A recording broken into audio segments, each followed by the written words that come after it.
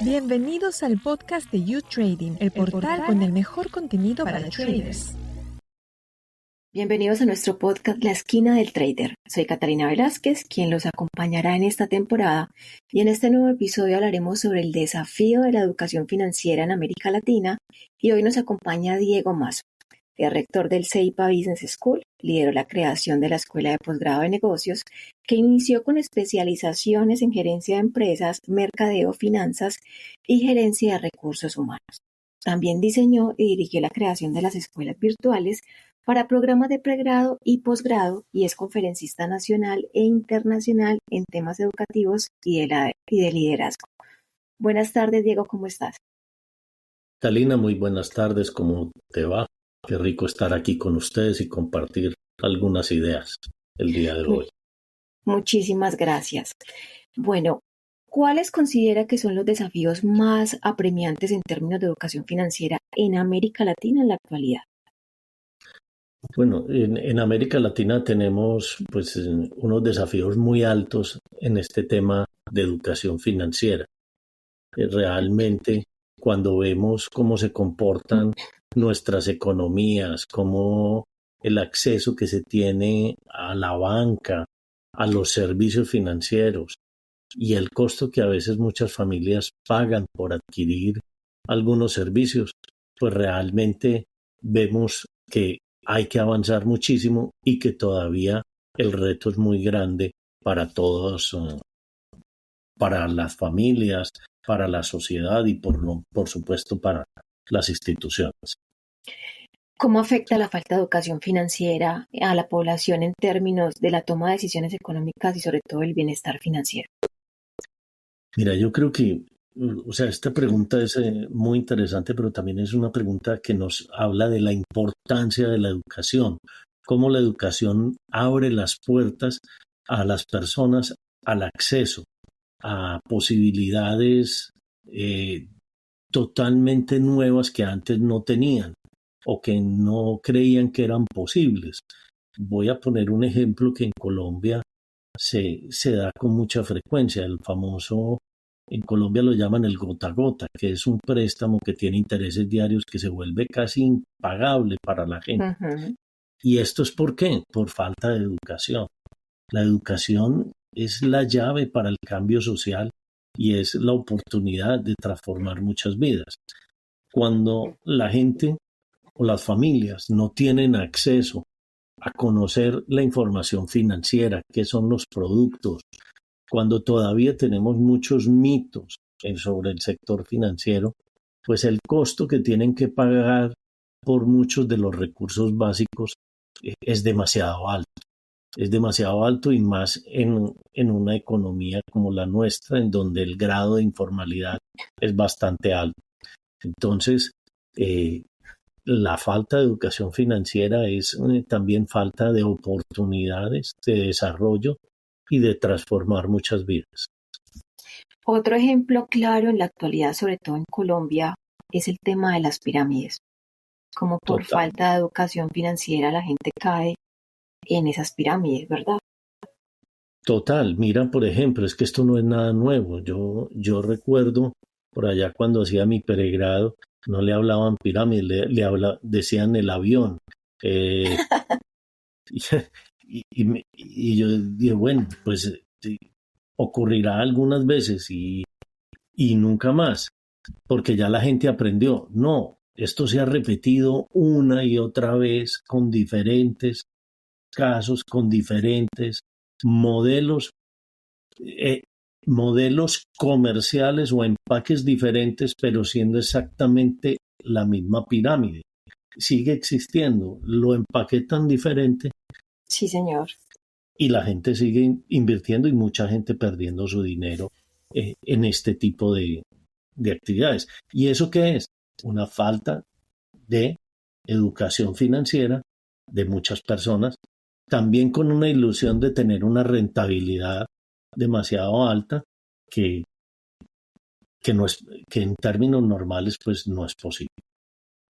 ¿Cuáles son las principales barreras que impiden el acceso a la educación financiera en la región? Pues yo diría que eso está muy conectado, ¿cierto? La educación Sí, financiera con los problemas que tenemos en educación. Y es, mira, por ejemplo, eh, en Colombia, pero esto no es de Colombia solamente, es buena parte de América Latina, en donde muchos jóvenes eh, eh, desertan de sus bachilleratos en grado 9.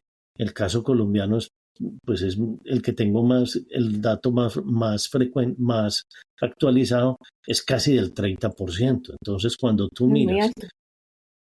que, exacto, que el 30% de los muchachos no tienen, no termina su bachillerato, pero que luego de ahí, los que terminan bachillerato, solamente el 50% pueden acceder a algún tipo de educación superior.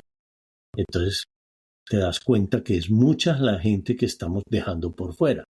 Por lo tanto, si no tienen la educación básica, ¿cómo van a tener educación financiera? ¿Cómo van a entender qué es una tarjeta de crédito? ¿Cómo se gestiona un préstamo? ¿Cómo la importancia de estar bancarizado o no? Eh, ¿Cómo ahorrar ciertas cosas? Son elementos básicos, pero que al no tener la educación mínima, pues obviamente eh, no tienen acceso a más posibilidades como tal. Inclusive yo creería que este tipo de educación financiera podría darse desde el colegio. Bueno, yo no sé si te acuerdas, hace algunos años, bueno, eh, eh, la OCDE hizo una evaluación en muchos países sobre Ujú. educación financiera, sobre el tema básico. Y el gobierno respondió con la creación de una materia más para el bachillerato eh, sobre educación financiera. Eh, y la creó y creo que se dio durante varios años, pero hoy en día no está muy vigente, pero yo creo que es una materia elemental. Una de las cosas que nosotros hemos visto, por ejemplo, en la institución, es que mucha gente, sí, muy juiciosos en el manejo del portafolio, perdón, del presupuesto, de los costos, de los gastos, de todo en la empresa, pero en su vida personal poca gestión financiera, porque no tienen esa educación, cosas que deberíamos hacer, ojalá desde el colegio o desde la misma casa, trabajar muchísimo este tema de la cultura financiera, del ahorro, de no gastarnos lo que no podemos, de saber cuánto me puedo gastar, no sé, en entretenimiento, o en alimentación o en la casa, ¿cierto? Que son Sí, los muy elementos importante. básicos para poder tener un éxito. Yo creo que dos cosas como muy importantes en estos temas educativos. Obviamente, pues tener un proyecto de vida, pero luego saber gestionar los recursos que tenemos a nuestro alcance. Entonces, lo uno sin lo otro, pues no va a ser posible. Por eso tenemos que trabajar en estos temas. ¿Qué rol juegan las instituciones gubernamentales y las organizaciones también no gubernamentales en la promoción de la educación financiera en la región? Yo creo que, oye, si uno hace un barrido por América Latina, ve cómo muchas instituciones y gobiernos han trabajado estos temas y han podido realizar programas que son exitosos a diferentes niveles, permitiendo que la gente pueda tener un mayor conocimiento de lo que es el sector financiero, de las oportunidades, de los diferentes temas.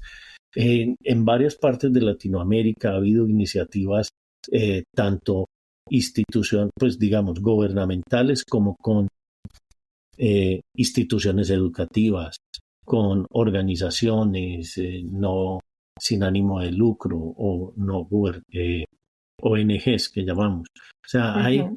hay diferentes alianzas y se han abordado todo tipo de, de iniciativas. Yo recuerdo una muy vieja, pues en Colombia había la casita roja de la vivienda para generar el ahorro. En Conavi había unos eh, un álbum, si mi memoria no me falla. O sea, Ah, sí, la abejita con Abby. de la abejita Conavi, el álbum de la abejita Conavi para Ujú. incentivar, para empezar a enseñar, para fidelizar también un poco a los jóvenes, que entendieran que el banco, que las entidades financieras pueden ser unos aliados eh, un poco más asequibles para muchos recursos. ¿Cómo puede la tecnología y la innovación contribuir a mejorar la educación financiera en América Latina? Muchísimo, muchísimo. O sea, yo creo que una de las cosas más importantes que tenemos hoy en día y que debemos aprovechar es todo lo que son los dispositivos inteligentes, el Internet, el acceso realmente a la información. Hoy, eh, si tú miras, Colombia tiene 50 millones de habitantes y tenemos como 60 millones de líneas. Una cosa así. Eh, Sí. Casi que hay personas que tienen uno o dos líneas personales y Ujú. casi todo el mundo tiene un teléfono inteligente de baja o media gama o alta gama, ¿cierto? Pero es algo que ya es común y que ya está dentro del mercado. Entonces, cuando tú miras que hay esa posibilidad de tener estos dispositivos, lo único que necesitamos son las apps y los recursos necesarios. Y en ese sentido, cuando miramos, por ejemplo, también muchas compañías, muchas startups hoy en día, buena parte de ellas, yo no tengo el dato exacto, pero el último que revisé en este foro que hace ASU, Arizona State University, con esta firma GSB, que es como digamos el encuentro de las startups que se hace en San Diego, California, todos los años sobre abril, un 20 un 30% de las nuevas startups son en fintech. ¿Por qué? Por las necesidades que hay.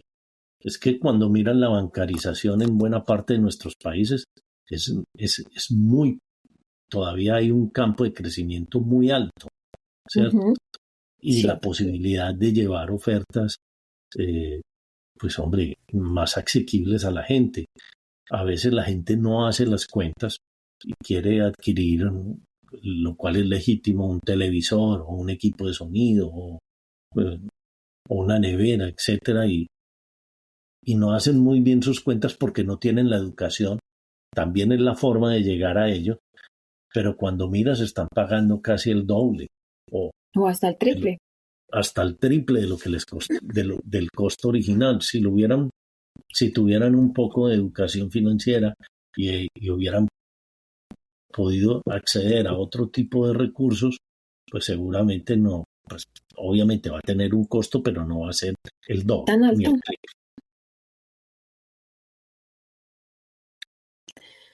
¿Qué resultados o impactos positivos se han observado en comunidades donde se ha fortalecido este tema de la educación financiera? No, muchísimos. O sea, cuando tú miras digamos que la gente va entendiendo un poco cómo funciona este tema del dinero, cómo funciona el tema de los intereses, cómo funciona eh, el préstamo, la importancia, por ejemplo, de tener de no estar en las centrales de riesgo, porque ha tenido un manejo adecuado de, de, de su vida financiera, pues se le abren una cantidad de oportunidades muy interesantes. Yo lo veo, por ejemplo, en nuestra institución, en donde algunas personas, por ejemplo, tienen dificultades para adquirir un crédito hasta con el ICETEX, ¿cierto? ¿Por qué? Porque no han tenido un buen manejo, porque no saben qué significa estar en una cosa tan sencilla, qué significa estar reportado en una de estas centrales de riesgo.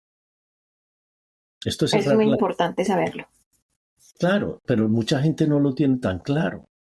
¿Y cuántas puertas te estás cerrando hacia el futuro?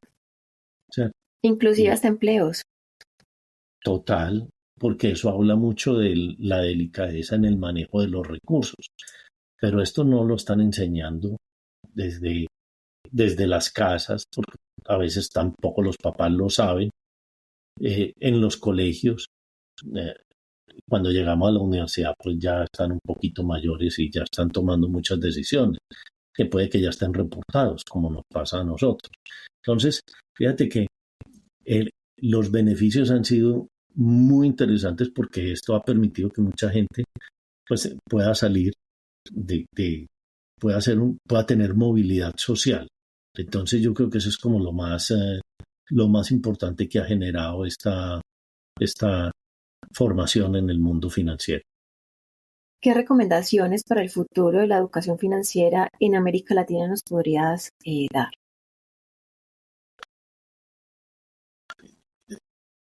Mira, nosotros, lo que hemos venido haciendo es trabajar mucho en finanzas personales, inteligencia financiera, ¿cierto? Tratar de ayudarle a las personas a que entiendan también que uno es uno es la empresa más importante, uno es el arquitecto de su propio destino, ¿cierto? Ujú. Y por lo tanto, no podemos ir a cualquier parte, a cualquier corporación financiera sin hacer cuentas, sin saber mínimamente cuáles son las implicaciones de lo que estamos adquiriendo. Entonces, yo creo que este es un punto fundamental. Ojalá pudiéramos llevar esto y crear la conciencia desde muy pequeño a los niños y a las niñas, por supuesto, de cómo administrar, cómo gestionar nuestros recursos financieros. Como lo digo, a veces uno ve profesionales muy brillantes, pero que manejan muy mal sus propias finanzas y uno dice, pero ¿cómo puede ser posible? Manejan miles de millones de pesos en las empresas y sus finanzas son bastante Nefastas. deterioradas, un desastre a Sí, veces, ¿cierto? Entonces, pues uno dice, wow, esto hay que mirar, esto hay que mirarlo, hay que trabajarlo. ¿Y por qué se da? Porque no nos han enseñado desde chiquito a ahorrar, a hacer un presupuesto, cuánto tienes disponible, qué se puede, cómo te lo puedes gastar, ¿cierto? Eh, Son cosas que deben venir desde la casa, pero si la casa es no las cierto. da, tenemos que trabajarlas en las instituciones de educación superior. Muchas gracias, Diego, por tu experiencia, por compartir toda esta información con nosotros. En realidad es una información bastante valiosa. Es un placer tenerte acá en la esquina del trader y esperamos que podamos compartir un poco de diferentes temas más adelante con todos los YouTraders. Claro que sí, Catalina, a ti mil gracias por la invitación y pues esperamos poder seguir aportando en todo lo que tenga que ver con el tema educativo y en especial con el financiero, que es una llave para construir el futuro de cada uno de nosotros. Muchas gracias.